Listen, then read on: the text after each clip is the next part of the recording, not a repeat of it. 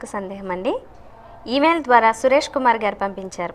నవగ్రహ దర్శనం తర్వాత కాళ్ళు ఎందుకు కడుక్కోవాలి తెలియచేయగలరంటూ కోరుతున్నారు.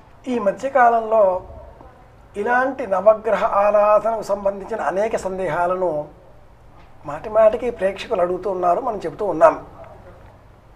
నవగ్రహ ఆరాధనలో నవగ్రహాలను దర్శించిన పిమ్మట కాళ్ళు కడుక్కోవాలని ఏ ధర్మంలోనూ చెప్పబడలేదు.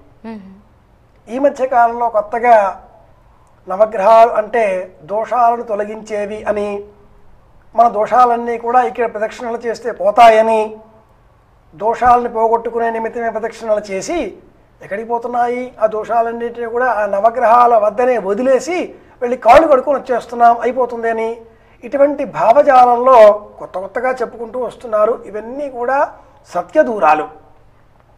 అలా ఎక్కడా లేదండి. ఆలయంలోనికి వెళ్లే కంటే పూర్వమే కాళ్ళు కడుక్కోవాలి. ఎందుకని అంటే ఇంటిలో నుంచి బయలుదేరే సమయంలోనే ఆలయానికి వెళుతున్నాం అనే భావనతో స్నానం చేసి చక్కగా ఉతికిన వస్త్రాలను ధరించి పూల సజ్జ నిండా పువ్వులు తీసుకుని పూజా సామాగ్రి కొబ్బరికాయలు, అరటిపళ్ళు, హారతి కర్పూరం బిళ్ళలు ఇవన్నీ కూడా సేకరించుకొని మౌనంగా ఆలయానికి వెళ్ళాలి. ఆలయానికి వెళ్ళకంటే పూర్వమే మౌనంగా ఆలయంలో ఉండే పరమేశ్వరుని ధ్యానం చేస్తూ ఉండాలి. శిఖర దర్శనం, ఆలయంలో గుమ్మంలోనికి వెళతాం. ఇంట్లో బయలుదేరే ముందే ఎందు నిమిత్తమే వెళుతున్నామో సంకల్పం చేసుకుని ఉంటాం కనుక నవగ్రహారాధన నిమిత్తమే వెళితే నవగ్రహాలను దర్శనం చేసుకోవాలి. ఆ పిమ్మట ప్రధాన దైవాన్ని, అలా ఏమీ లేదు అనుకున్నప్పుడు ప్రధాన దైవాన్ని ప్రదక్షిణలు చేసి నమస్కారం చేసుకొని ఉప ఆలయాలలో ఇతర దేవీ దేవతామూర్తులను దర్శనం చేసుకొని ఆ పిమ్మట నవగ్రహాలను కూడా దర్శనం చేసుకొని ఇంటికి రావాలి. అంతేగాని మధ్యలో ఈ కాళ్ళు కడుక్కోవడం అన్న వ్యవహారం ఎక్కడా లేదండి. ఇంటిలో నుంచి ఆలయం కాస్త దూరం అయితే ఆలయంలోనికి ఈ దుమ్ముగాళ్లతో వెళ్ళడం ఇబ్బందికరం కనుక ఆలయ పరిశుభ్రతకు ఆటంకం అనే ఉద్దేశ్యంతో, అలాగే స్నానం చేసినటువంటి శుభస్వరూపం మారిపోతుంది కనుక ఆలయంలో ప్రవేశించకంటే పూర్వం పాద ప్రక్షాళన కాళ్ళు కడుక్కొని చేసుకొని నవగ్రహాల కోసమే అని సంకల్పం చేస్తే నవగ్రహ దర్శనం చేసి ప్రధాన దర్శనం చేసి తిరిగి ఇంటికి రావాలి. అంతేగాని దేవతారాధన చేసిన పిమ్మట తిరిగి కాళ్ళు కడుక్కోకూడదు, ముఖం కడుక్కోకూడదు.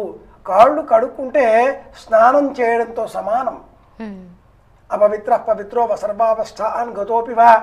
మధ్య మనం ఏదైనా అవసరాలకి లఘుశంక, దీర్ఘశంక ఇలాంటి వాటి పోయినప్పుడు కాళ్ళు కడుక్కుంటూ ఉంటాం. ఏదైనా అపశబ్దం విన్నప్పుడు చెవులు పట్టుకుంటాం, వెళ్ళి కాళ్ళు కడుక్కుని వచ్చి కూర్చుంటాం. మీది బల్లి పడింది, స్నానం చేయాలి, ఇప్పుడు ఎక్కడ చేస్తాం? ముఖం కడుక్కుంటాం, కాళ్ళు కడుక్కుంటాం, శిరస్సు పైన నీళ్లు మాత్రలు చేసుకుంటాం, కూర్చుంటాం. కాళ్ళు కడుక్కోవడం అంటే స్నానంతో సమానం.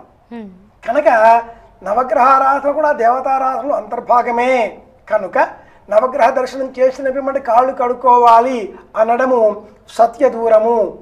అది మంచి పద్ధతి కాదు. దేవతారాధన చేసిన పిమ్మట నవగ్రహ దర్శనం చేసిన పిమ్మట ఆ నవగ్రహాల వీక్షణం మన దేహం మీద ఉంటుంది. దైవ కళలు మనల్ని చూస్తుంటాయి. అలాంటప్పుడు మనం స్నానం చేస్తే దేవతాభావాలు దూరమైనట్లే కదా, ప్రయోజనం ఏమున్నది? కాబట్టి అలా కాళ్ళు కడుక్కోకూడదు. సంకల్పం నవగ్రహాల కోసమే అయితే ముందు దర్శనం చేసుకోవాలి. కాని పక్షంలో ముందుగా ప్రధాన దైవము, ఆ పిమ్మట ఉపదైవము. అంతేకాని ఈ కాళ్ళు కడుక్కునే ప్రక్రియలు మళ్ళీ లేవండి.